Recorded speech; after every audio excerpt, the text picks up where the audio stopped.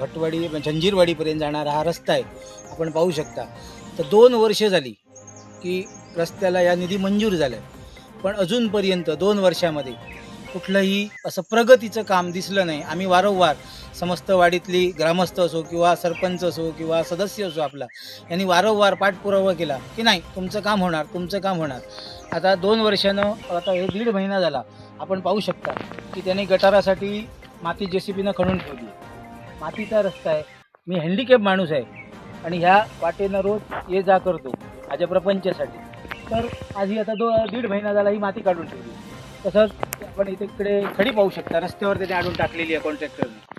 पुरा 1 महिना झाला आणि आम्ही स्वतः खर्च करून ती JCBनं बाजूला करून ठेवली की निदान आम्हाला येण्या जाण्यासाठी वाट तरी असावी. आम्ही दिवसा रात्री इकडे फिरतो, पण ही जर आपण परिस्थिती बघितली तर जसा काय मृत्यूचा सापळा आम्हाला इकडे आणून तयार करून ठेवला आहे. म्हणजे आम्ही जे मातीचा रस्ता होता तो सुखी होता, पण शासनाकडनं आम्हाला मिळालेली मदत ह्या रस्त्यासाठी 400 मीटर हा रस्ता होण्यासाठी.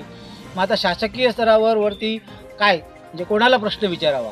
सदस्यांनी, सरपंच आमचे गावचे, माझी सरपंच असो किंवा सदस्य असतो, वारंवार आम्हाला घेऊन सुद्धा त्यांच्यानी पाठपुरावा केला. मग आता कोणाकडे आम्ही म्हणजे मागायचं कोणाकडे?